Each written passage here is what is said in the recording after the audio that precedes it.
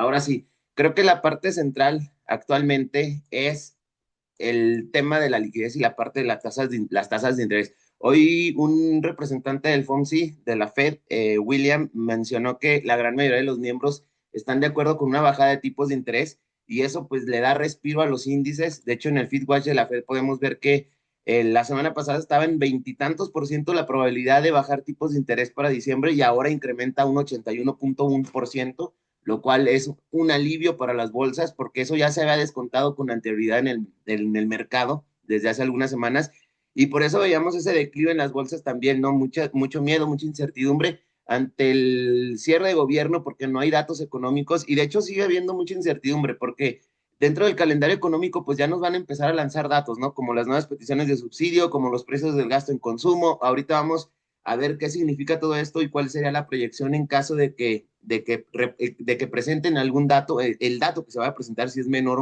o mayor a lo que se espera. Vamos a ver cómo va a impactar dentro de los índices y dentro del dólar, pero hay cierta incertidumbre porque los datos centrales del desempleo no los van a dar hasta después de la decisión del FOMC, o sea, hasta después del 10 de diciembre. Entonces, eso genera bastante incertidumbre, bastante miedo, porque vuelve a estar la Fed con, pues, a ciegas en su toma de decisión, ¿no? La probabilidad ya se inclina a que sí bajen la tasa de interés y eso va a dar respiro al mercado y seguramente pues va a continuar de cierta manera con alguna tendencia alcista, pero va a ir a ciegas la Fed, o sea, no tiene datos puntuales como para tomar una decisión. Entonces, eso no le quita o eso le aumenta la incertidumbre a la Fed, ¿no? Al mercado en relación a si la decisión de la Fed está adecuada o no es adecuada. Respecto a la Fed, no solamente como para retroalimentar, hay dos mandatos de la Fed, que es el total, el pleno empleo y la inflación. Actualmente todavía la inflación no está donde se espera, entonces solamente como para dar una retroalimentación a eso, si la Fed sube las tasas de interés, alivia la inflación, o sea, baja la inflación, pero el segundo mandato, que es el desempleo, le da en la torre, porque una tasa alta, pues en teoría no es un movimiento expansivo, sino restrictivo y podría seguir incrementando el desempleo, o sea, más personas desempleadas. Y si baja la tasa, pues alivia el desempleo, podría haber más empleo, por eso bajar el desempleo, pero la parte de la inflación, darle en la torre y que se incrementara. Entonces, son los dos mandatos y ahorita hay un tema muy puntual en eso, ¿no? ¿Por cuál te vas? ¿Por el desempleo o por la inflación? Entonces, ante la falta de datos actuales por el cierre de gobierno, pues la Fed va muy a ciegas a ver qué decisión toma y eso genera más incertidumbre y más miedo dentro de los mercados. El, pero sin duda, si bajan la tasa de interés, pues puede ser un alivio para los mercados por el descuento que ya se había hecho con anterioridad, ¿no? Entonces, eso es, creo que más que la entrega de resultados, porque ya pasó, faltan muy poquitas empresas de entrega de resultados, más que los datos de las empresas, ahorita la parte central es el tema de la liquidez y el tema de la bajada de tipos, ¿no? Que es parte de la liquidez. Cuando bajas los tipos de interés, pues existe más liquidez dentro de la economía y cuando subes los tipos de interés, pues obviamente hay menos liquidez dentro de la economía. Entonces, respecto a los índices, pues temas interesantes o temas que se pudieran aprovechar es el término del QT. Para quien no sabe qué es el QT, en diciembre termina el QT y el QT es cuando la Fed recompra bonos o compra los bonos, ¿no? Los bonos del tesoro. Entonces, cuando compra bonos, cuando compra bonos, ellos aumentan su balance, o sea, dan dinero a la economía y eso es un incremento de liquidez. Y cuando hay liquidez, de hecho aquí tengo el gráfico, cuando hay liquidez, que una de las cosas por las que medimos la liquidez es la masa monetaria, o sea, el dinero circulante, si nosotros lo comparamos con el US 500, con el stock, o sea, las acciones del SP 500, si se fijan, va muy de la mano el aumento de la liquidez con el aumento en las bolsas. También hay un gráfico muy puntual de Bitcoin con la parte de la liquidez y vemos cómo van a la par, ¿no? No son una correlación positiva totalmente perfecta, pero sí, la liquidez tiene mucho que ver, la masa monetaria tiene mucho que ver con la parte del comportamiento de las bolsas. Entonces, cuando la Fed termine el QT, o sea, va a volver a renovar bonos. Ahorita lo que está haciendo es que los bonos que él tiene en su poder no los renueva, los deja vencer y ya no inyecta dinero. Ahora, si la Fed empieza a renovar bonos, no los deja, los que vencen, los vuelve a recomprar, entonces eso es generar dinero, es una política expansiva que va a permitir tener más dinero circulando en la economía y eso hay de dos, ese dinero se va a productos y servicios y forma una o crea una inflación eh, de la que conocemos de los productos y servicios o se va a los activos y puede producir una inflación de activos. Entonces, de cualquier manera, aumenta la inflación, a lo mejor de productos y servicios, pero también la inflación de activos. Entonces, ayuda a las bolsas para que se vayan para arriba. Esa es una de las buenas noticias para final de año. Para quienes tienen una perspectiva alcista, pues el término del QT es una buena señal. Otra de las buenas señales puede ser que los pasivos del tesoro, que son estos, este es el pasivos y activos del tesoro, es como la cuenta del gobierno de Estados Unidos. Ante el cierre de gobierno, pues obviamente no pudo inyectar dinero. Tuvo nóminas ahí atoradas, pagos militares, pagos de salud, estímulos económicos, etcétera. Entonces, al no tener esos pagos, al retener esos pagos, es otro de los factores por los que no hay tanto dinero circulando dentro de la economía. Ahora, si se empieza a bajar este balance de aquí, pues vamos a ver más dinero, lo cual es un alivio también para las bolsas. Las bolsas se mueven, ya sabemos, ya lo hemos visto, ¿no? Las bolsas no se mueven simplemente por los estados financieros, se mueven obviamente por eso, por la perspectiva de las empresas, pero también mucho se mueve por los estímulos económicos que crean o que dan las economías, los gobiernos. Ahí está el claro ejemplo de Japón. El índice japonés es uno de los que más ha aumentado en el año y el último tramo a la alza que hizo fue simplemente por la primer ministra que entró, ¿no? Porque es políticamente expansiva, tanto en las tasas de interés como en la parte de la deuda. O sea, va a emitir mucha deuda, lo cual es generar más dinero circulando dentro de la economía, lo cual generará un incremento inflacionario de activos o de bienes y servicios y que beneficia a las empresas. Entonces el mercado se adelanta a eso y es cuando lo empieza a descontar, ¿no? Ya cuando llega la noticia, realmente, cuando llega la noticia, ya tiene mucho, muy poco movimiento, ya está descontado totalmente. Entonces, otro de los beneficios, repito, va a ser el que los activos o el balance del tesoro vaya disminuyendo y si se fijan, aquí lo voy a colocar a menos tiempo, lo voy a dejar a un año y miren esto, para el 29 de octubre estaba en máximos. Después disminuyó un poquito cuando también vino la apertura del gobierno y empieza a disminuir. Está empezando a disminuir. Entonces, esto es un alivio para las bolsas, porque repito, es incrementar el dinero circulando que se puede ir a los activos financieros. Ahora, noticias buenas entonces para la semana o para el mercado general en los siguientes días, en las siguientes semanas, para el cierre de año es, repito, la parte del feed watch, que ya vemos que viene un 81% de probabilidad de bajadas de tipos de interés. Eso es bueno, eso es atractivo para las bolsas. Hablando del Los tesoro. pasivos, Es que eh, está hablando del tesoro y perdón, del interés. per, pensé que me hablaban. Ok, entonces, el feed watch de la Fed, que teníamos el 81% de probabilidad, la parte de los pasivos y activos del tesoro, que empiezan a disminuir y esto va a ser dinero circulando, lo cual puede beneficiar.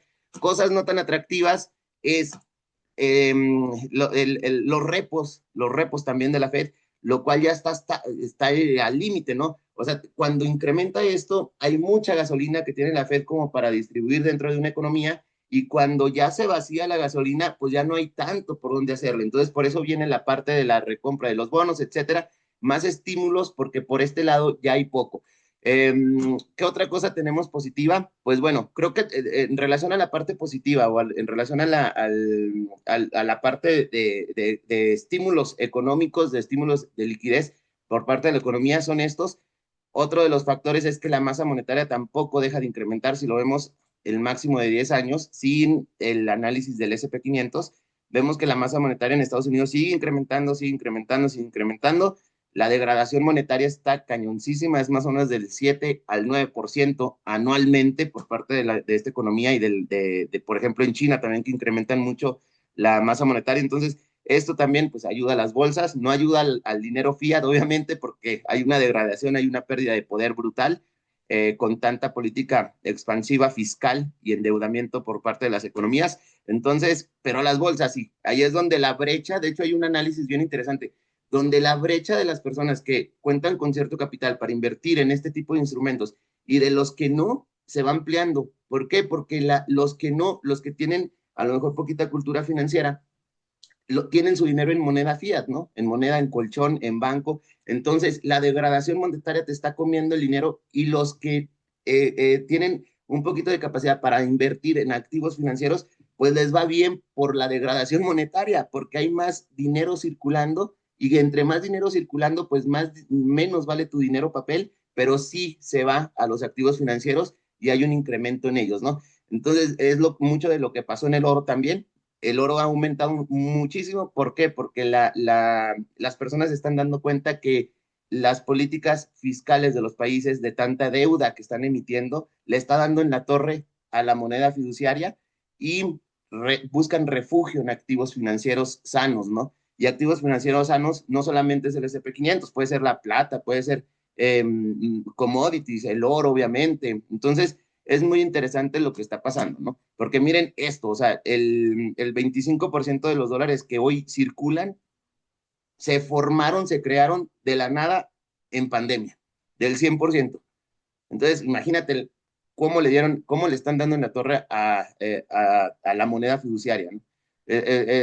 Son datos interesantes. Entonces, esas son cosas positivas. Ahora, cosas no tan positivas respecto a las bolsas, puede ser los múltiplos. Hace tiempo no vemos los múltiplos, pero los múltiplos, el Shiller P ratio sigue en 39.53, pues, altísimo en relación a su media. El único momento en el que estuvo más alto fue en el año 2000. O sea, ya ni siquiera en el 2021 estuvo tan alto. El múltiplo PER está en 30. Este ha estado más alto en años pasados, por ejemplo, en pandemia, en el 2008 en la burbuja.com, en el 2000, perdón, en la burbuja inmobiliaria, en el 2001 en la burbuja.com. En este caso sí ha estado un poquito más arriba en algunos años, pero solamente en 3 ocasiones. O sea, tampoco es que esté en un momento tan sano, ¿no? En relación al múltiplo completo del SP 500. Ahora, uno de los que también podríamos mirar, ¿dónde está? Es que este sí te dice de manera más fría los múltiplos en los que cotiza si está caro o alto, ¿no? Porque hay que recordar que el múltiplo PER se basa por medio de utilidad neta, y la utilidad neta puede verse disfrazada de cierta manera por otros factores. Hay que recordar que la utilidad operativa es la que sí te dice las cosas como son, de cierta manera. Y hay un indicador o un factor que se llama EBITDA que te dice más, de manera más puntual, si es buena haciendo lo que hace la empresa, ¿no? En este caso, las ventas también una muy buena medida. ¿Por qué? Porque si el múltiplo está en relación a las ventas no se disfrazan, las ventas es lo que le llegó a la empresa y de acuerdo a qué cotiza hoy, ¿no? La acción cómo cotiza en relación a las ventas que está generando. Entonces, ahorita sí está alto, está en el 3.35, está en el punto más alto de la historia. El indicador Buffett también sigue incrementando, está en el 219.91, prácticamente en el 220 en relación a toda la bolsa estadounidense, o sea, no solamente el S&P 500, sino a toda la bolsa. Tenemos el múltiplo más alto de la historia.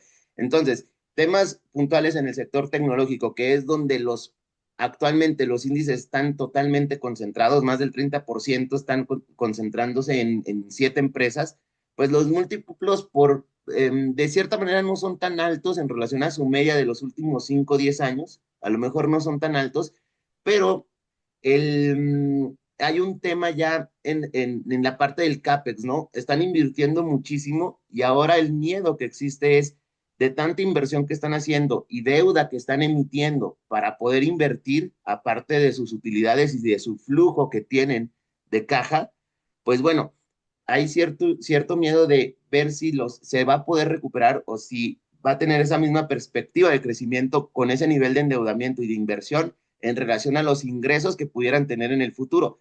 Ese es el miedo actualmente y por eso hay empresas que están corrigiendo también, ¿no? Es por eso que dentro de punto de vista, el estar concentrado solamente en el sector tecnológico no es tan atractivo. O sea, sí puede ser muy exponencial, pero también existe mucho riesgo, ¿no? Algo, no mucho, pero existe riesgo. Y ahí es donde las opciones financieras toman tanta relevancia, porque no importa si es una acción aburrida o un ETF aburrido como el que vimos del TMF, de los bonos del tesoro, no importa si está aburridísimo, tú formas tus propios dividendos con las ventas de contratos, ya sea call o puts, para que te asignen, ¿no? Ahí es donde entra la maravillosa herramienta de las opciones financieras en vigor, porque no necesitas de explosión, no necesitas de movimientos explosivos al alza o a la baja.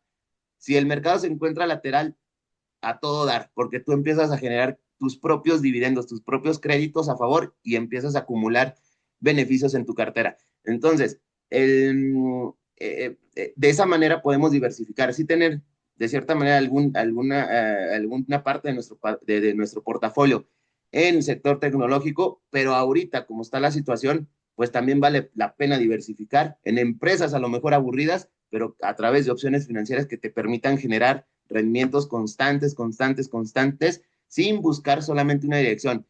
Y del sector defensivo, donde si vemos que viene una caída fuerte dentro del mercado, pues obviamente esas empresas del sector defensivo no les pega tanto o incluso algunas suben por el cambio de capital de acciones de riesgo a acciones no tan de riesgo del sector defensivo, ¿no? Entonces, son cosas que valen la pena tomar en cuenta. Desde mi punto de vista ahorita el estar expuesto solamente a tecnología sí puede ser un arma de doble filo porque como puede ir bien, también si cae con los múltiplos en los que cotizan y con el nivel de impulsos que han tenido últimamente, pues sí puede venir alguna corrección interesante y quedarse atrapado algunos meses ahí, ¿no? Entonces está como de pensarse, no, no estoy diciendo que vaya a caer, nadie lo sabe, pero creo que la diversificación es la mejor herramienta siempre, no solamente ahorita, sino siempre. Y con la diversificación a través de opciones, pues ya lo hemos visto, ¿no? O sea, no nos importa si el activo está aburrido, no nos interesa. Si se mantiene lateral, nos importa un comino. Nos podemos poner Iron Condors, calendarios, venta de puts, bull split, o sea, podemos hacer lo que sea en acciones aburridas, no importa. Entonces, bueno, esto en relación a la parte del contexto general del mercado, los múltiplos también los podemos ver aquí, los múltiplos, el Nasdaq está sobrevalorado en relación a sus últimos 5 años, caro en relación a sus últimos 10 y caro en relación a sus 20. El SP 500 igual, misma jugada, el más barato, por decirlo así, es el Dow Jones, que está en un múltiplo justo en su relación a sus últimos 5 años. Obviamente tienen su composición empresas totalmente distintas, ¿no? Del sector defensivo. Sí tiene algo de Nvidia, algo de Microsoft, pero dentro de su composición no tienen ni el 5% cada una. Entonces, es totalmente distinto a los múltiplos del SP 500 o a la composición del SP 500 y del Nasdaq. Entonces, el Dow Jones, justo en sus últimos 5, caro, sobrevalorado en sus últimos 10 y caro en relación a sus últimos 20 años. De los índices interesantes, el de Japón ya no está. Hace 2 meses estaba justo en todas sus temporalidades, pero empezó a aumentar y ahora con lo de la primer ministra se fue todavía más para arriba, lo cual ya hizo que el índice se encuentre pues en niveles bastante altos, ¿no? El FTSE de China es el único que está justo en relación a su historia de 5 años, 10 años y 20 años, entonces también, ¿no? La exposición a China, que aunque China ya sabemos que no, de entrada el yuan no fluctúa a libre demanda o libre oferta y demanda, la economía de China tiene otras formas de mover su divisa, que es, pues interviene, ¿no? El gobierno y los bancos como para tratar de ponerla donde ellos quieran, de acuerdo, y siempre ser competitivos en el tema de exportación con un yuan débil de cierta manera.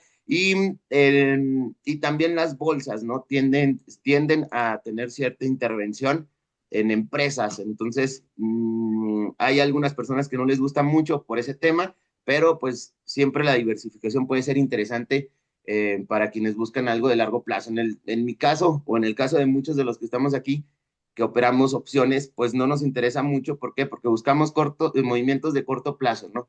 Buscamos movimientos de semanas, un par de semanas, 3 semanas, y con eso es suficiente como para tratar de, no importa mucho la dirección principal, sino una posición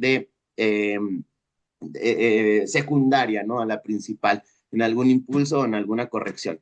Entonces, pero si nos vamos a este tipo de evaluación, pues encontramos que la gran mayoría de los índices hoy por hoy están caros.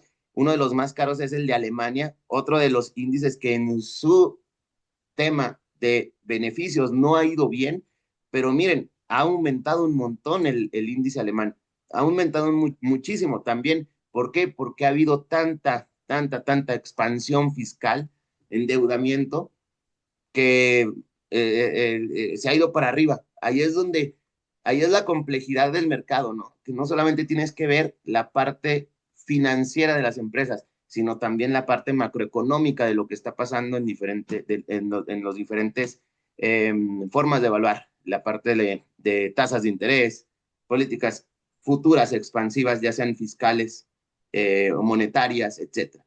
Entonces, esto nada más como resumen respecto a la revisión macroeconómica.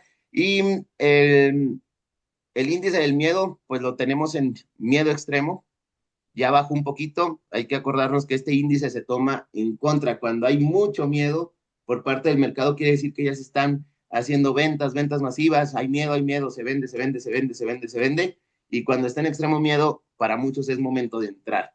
Ya estuvo en extremo miedo, casi en el mismo miedo que en abril, el día de la liberación y el día de los aranceles, prácticamente estuvo en el mismo nivel y trata de respirar. Ahora, dentro del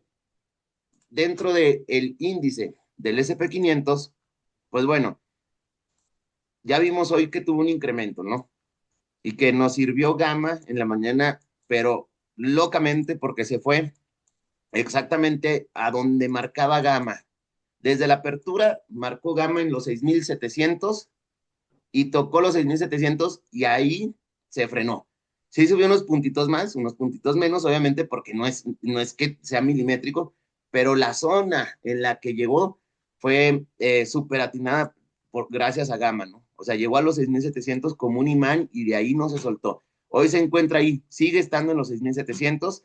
Entonces, en relación a los niveles interesantes, ya se los había mandado por WhatsApp en el grupo de opciones, ya les había mandado este nivel que está aquí de los 6,500, 6,900, 6,498, porque es el último como referente, ¿no? Es el último donde empieza toda esta zona de congestión. Sí tenemos un nodo aquí, que es el más relevante, pero yo tomé en cuenta los últimos movimientos bajistas que tuvo el viernes, el 10 de octubre, juntando los últimos movimientos alcistas como zonas de soporte, como zonas de resistencia en estos niveles. Entonces, el día jueves tocó ese nivel, el día viernes también lo volvió a tocar y lo ha rechazado, ya se volvió a meter dentro de una zona de congestión, está entre la zona de los 6,740, que es una zona de resistencia, y la zona de los 6,632, que es una zona de soporte. Entonces, en teoría, pudiera ser bastante viable que mientras no haya más información,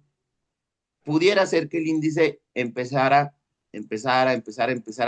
a tener movimientos laterales, ¿no? Mientras no rompa ningún nivel de estos. Si rompe el nivel de los 6,740, pues ya el espacio queda libre, aquí hay hueco, y el espacio queda libre como para que venga a volver a tocar la zona de los 6,857.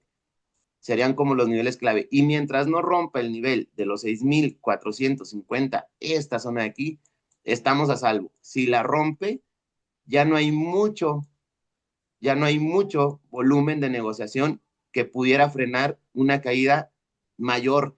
Y creo que la caída mayor, aquí sí vemos zonas de congestión, pero no son tan relevantes. Ahí es donde corre el riesgo de que si pierde ese nivel, ya pudiera venir a buscar la zona de los 6,000 puntos aproximadamente.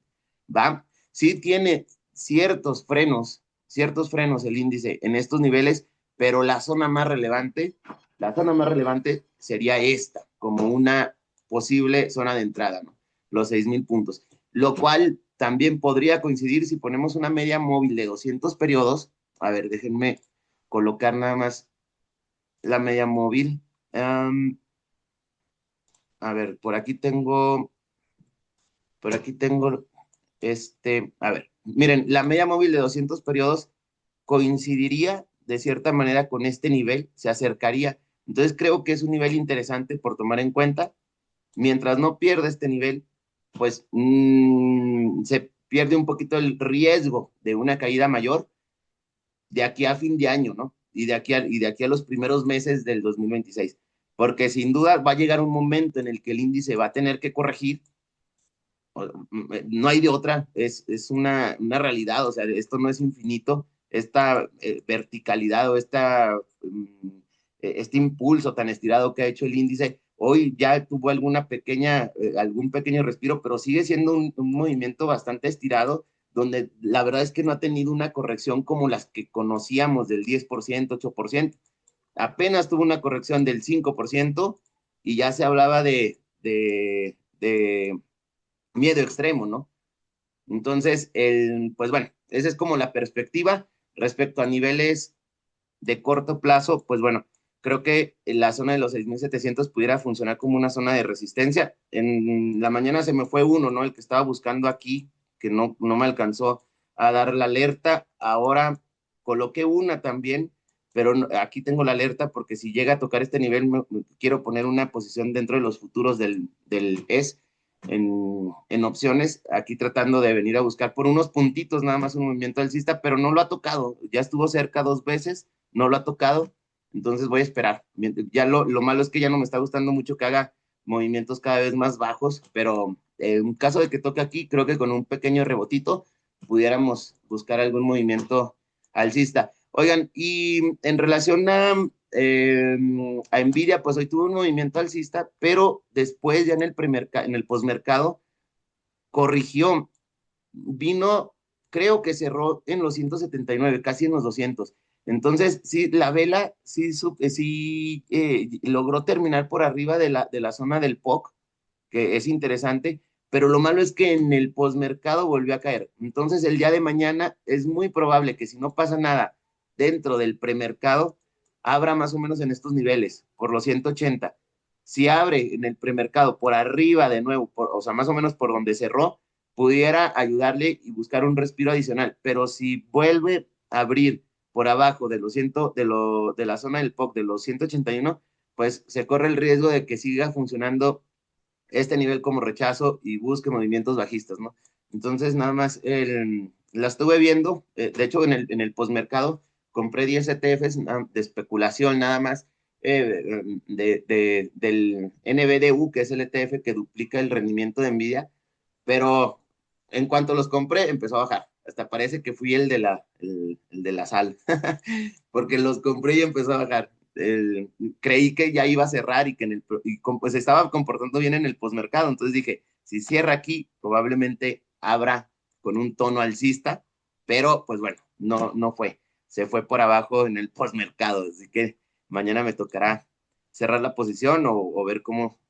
Pues fueron 10 ETFs nada más. Entonces vamos a ver el día de mañana qué show. Ok, ahora, ¿qué me falta? ¿Qué más quería platicarles? El calendario. Me falta el tema del calendario económico, que es este. Con esto terminamos. Miren, el calendario económico, como les comenté, pues ahorita ya no hay tanto tema de entrega de resultados, ya no hay. Hoy Zoom entregó resultados, otra me parece, hoy puse un calendario en Zoom por entrega de resultados. Mañana al parecer cerró perfecto, o sea, cerró en la posición que buscaba, entonces tocará cerrarlo el día de mañana.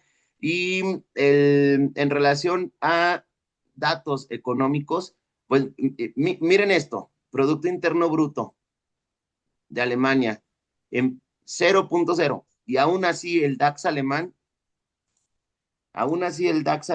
está en niveles altos, ya empieza a flaquear, ¿no? Ya empieza. Aquí hay una zona súper interesante para el DAX alemán. Toda esta zona de rechazo está súper interesante. Si lo quieren ver en un marco temporal menor de 4 horas, miren esto. rechaza aquí, rechaza, rechaza, rompe y testea y se va para arriba, rechaza, es un nivel de rechazo, lo rompió.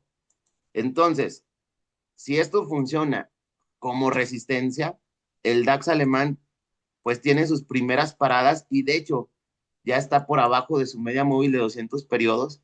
Entonces tiene sus primeras paradas hasta, híjole, a ver, voy a aventar el perfil de volumen a ver si me lo da, pero sus primeras paradas ya están un poquito lejanas.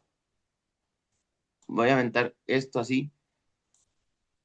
Sería más o menos como hasta por aquí, su primer zona de rechazo. Entonces, no está tan lejos, ¿no? Hay una directriz bien marcada para el DAX alemán que viene respetando desde el 2022, que es esta. Toca, toca, toca. Probablemente se repita la historia y toque este nivel como para venir a buscar otro nuevo rechazo, ¿no? Entonces, pero el DAX alemán es una muestra de cómo a veces es más importante el contexto de estímulos fiscales y monetarios que las entregas de resultados. Y que incluso el PIB, ¿no? Porque el PIB está pésimo y miren el índice DAX alemán, está en máximos. Entonces, el, como para tener un contexto integral, ¿no? De no solamente ver las entregas de resultados, sino ver qué está pasando en el tema macroeconómico. Bueno, ahora, el calendario económico, ventas minoristas, bueno, esto es de México, casi no invertimos en acciones mexicanas, me lo voy a brincar un poco. Entonces, el día de mañana, Estados Unidos ya entrega ventas minoristas, son datos inflacionarios. Hay que recordar que lo que busca ahorita el inversionista es que incluso la confianza del consumidor salga negativa, que el IPP salga negativo, que incluso las ventas minoristas pudieran de cierta manera, si salen negativas, pudiera ayudar a que las bolsas suban. Esta de las ventas minoristas no tanto, no, depende cómo lo tome el contexto en mercado, ¿no? Pero el IPP, el índice de precios del productor, si sale por arriba de lo que se espera, es un dato inflacionario.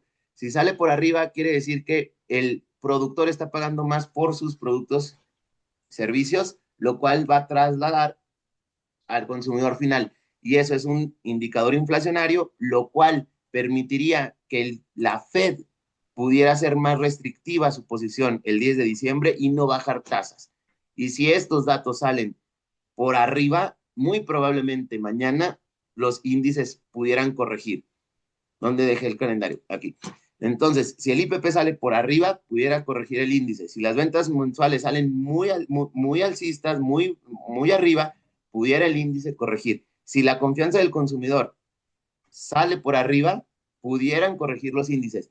Ahorita, con el contexto en el que estamos viendo, si salen los datos, creo, desde mi punto de vista, si salen los datos negativos, beneficiaría y lógicamente a las bolsas. Datos malos económicos y beneficiaría a las bolsas.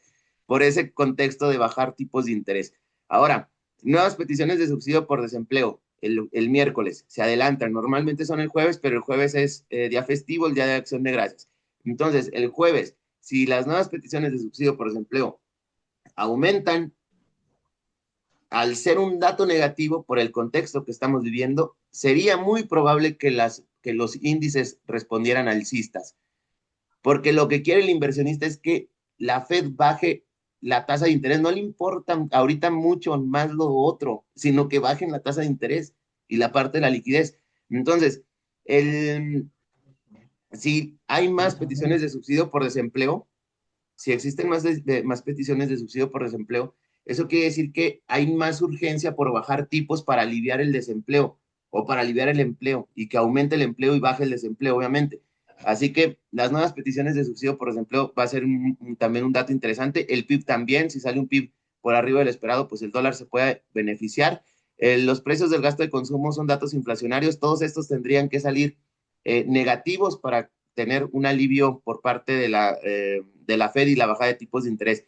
Y hay algunos que también operan el oro, los inventarios del petróleo crudo. Esto es simplemente un dato muy volátil, pero aquí nos vamos por la ley de la oferta y la demanda. Si el inventario de petróleo crudo sale por arriba, pues bueno, cae el petróleo y si sale por abajo quiere decir que hay menos oferta, así que beneficia la cotización del petróleo. Pero el petróleo se mueve por muchísimos más factores. Ahorita está lo de la guerra de Ucrania contra Rusia, el alivio que pudiera ya existir el término de la guerra y eso haría que el petróleo cayera, ¿no? En el corto plazo, obviamente. Es una materia prima súper compleja de analizar. Son muchos factores los que se tienen que analizar. Entonces, esto como el contexto general. Y el viernes, bueno, es Día de Acción de Gracia. El jueves no se abre la bolsa. El, el viernes se cierra temprano a la 1 de la tarde. La tasa de desempleo en México también se da a las 6 de la mañana el viernes, que de cierta manera es lo mismo, ¿no? Aplica lo mismo a ver, un segundito, un segundito, un segundito, un segundito, a ver, creo que ya, creo que ya. Ok, aplica lo mismo, la tasa de desempleo, igual, de la misma manera que en Estados Unidos. Todos los indicadores funcionan de cierta manera con lo mismo, ¿no? Bueno, oigan, pues listo, no sé si tengan alguna duda en relación, mañana me toca transmitir la decisión de política monetaria de Nueva Zelanda. A ver, un segundito, un segundo, un segundo, un segundo. A ver, listo, listo. Ahora sí, mañana me toca transmitir a las 6:45 la edición de política monetaria de Nueva Zelanda para ver cómo se van las divisas ahí para el broker XTB, por quien quiera estar, les paso el link. Y creo que, pues bueno, ya es todo. Quería darles un contexto general del mercado. Vamos a ver cómo está el Luz 500 ahorita, si sigue estando por arriba de los 6,700, sigue estando, está en gama positiva. Cuando está en gama positiva, el mercado es más verde. Entonces, pues bueno, hay que ver, ¿no? El comportamiento después de esas correcciones y después de estos alivios que tiene el, el índice. El VIX, el índice de volatilidad está bajando 20,51. Para quienes operamos acciones, esto del VIX y la volatilidad implícita es un factor determinante, entonces nada más para tomarlo en cuenta, ¿no? Perfecto. Oigan, pues bueno, no sé si tengan alguna duda, si no, con esto terminamos nuestra revisión de la semana y el día de mañana nos vemos a las 9 para entrarle con todo a nuestras especulaciones, a nuestros movimientos. Oye, Raúl, ¿seguimos todavía con la visión de calendarios o ya podríamos también ya empezar otra vez con los No, Iron y ya, los Bull Spring? de hecho, hoy metí un calendario porque el de en Zoom estuvo bastante bien. Los Bull Sprit bajó mucho la volatilidad. Entonces, ahí es donde ya podría valer la pena, Paco, empezar a filtrar por medio de volatilidad. Si ves que la volatilidad implícita Ok, está por abajo de la media, no pongas Bull Sprit o Iron Condor, calendario, pon calendario. Y si está ¿por qué? Porque el calendario se va a inflar, ¿no? Si empieza a incrementar la volatilidad y si regresa a la media, el calendario se infla tu posición, en teoría, ok. por la posición larga que tienes. Entonces, si, si hay más volatilidad implícita que la media, el Iron Condor, que la verdad es que no es, o sea, para los Iron Condor y para los Bull Sprit, sí, es un plus ver la volatilidad, no es algo tan tajante como en la parte de los calendarios, ¿no? Pero sí vale la pena, o sea, la volatilidad, de hecho la volatilidad actualmente en el 20,51 está bastante atractiva para los Iron Condor y los Blue Spirit de crédito porque vendes caro, ¿no? Vendes caro la posición. Va, ¿Va? Vientos. va, gracias. Sí, con gusto, Paco. Perfecto. Oigan, pues no sé si haya otra duda. A ver, ya no sé quién está. Josafat, Paco, Yo, Daniel, profe. Uriel, ¿cómo estás? Víctor, perdón, ¿alguien habló? Sí, No. yo, Mateo. Ah, ¿cómo estás, Mateo? Gusto Bien, ¿y en usted? saludarte. Todo muy bien, Mateo. Muchísimas gracias. Yo tengo una pregunta del TQQQ. Ajá. ¿Aún va a seguir subiendo? Pues es lo que es el contexto actual, ¿no? Sí, Es el contexto actual, lo que estábamos platicando. O sea, hay cosas que te pueden decir que sí puede subir, como la parte de el término del QT, el que le abrió el gobierno y las reservas, los activos o las reservas del tesoro van a disminuir y ese es dinero en la economía que va a los activos financieros. La bajada de tipos de interés que incrementa la posibilidad, eso es luz verde para los movimientos alcistas de este tipo de instrumento, pero siempre va a existir el riesgo, ¿no? Siempre va a existir el riesgo de que pueda venir alguna corrección. El contexto del mercado en general sigue siendo alcista de cierta manera. O sea, eso no se ha perdido. Todo está por arriba de las medias móviles. O sea, ahorita el SPY, el ETF del SP500 está por arriba de su media móvil. El mercado es alcista. El único miedo aquí es que venga un tema con las tecnológicas, de que el CAPEX, que el nivel de endeudamiento, los bonos, lo que está pasando es muy, de hecho lo que está pasando ahorita es muy similar a la parte de los bonos del 2008, pero en tema inmobiliario, con el nivel de endeudamiento. Es, no es igual, pero es similar, ¿no? Por los bonos, los bonos y el nivel de deuda y la calificación de las empresas en el nivel de endeudamiento. Entonces, no quiere decir, para muchos el mercado sigue siendo alcista. O sea, yo, por ejemplo, yo que estoy todo el día escuchando noticias, eh, veo a analistas top y unos dicen que ya va bajista y otros que dicen que es alcista. Entonces, imagínate, si esos top no se ponen de acuerdo, ¿qué nos depara a nosotros? Entonces, está cañón, ¿no? Pero el contexto general sigue siendo alcista esto y podría venir un nuevo tramo para finales de año y para los primeros meses de 2026 y ahí sí ya tratar de ver qué onda porque también ya el movimiento desde el 2022 pues ya está complejo, ¿no? O sea, ya está cumpliendo como esa media que te marca la teoría Dow, que la tendencia principal dura de 1 a 3 años. Ya llevamos más, ya son 4. Entonces, pues sí, no se sabe, Mateo, pero puede ser que sí, o sea, puede ser que sí. o sea, La hay una proyección cierta sí. incertidumbre de si vaya a subir o vaya a bajar, pero de que tiene más tendencia a subir, eso es cierto.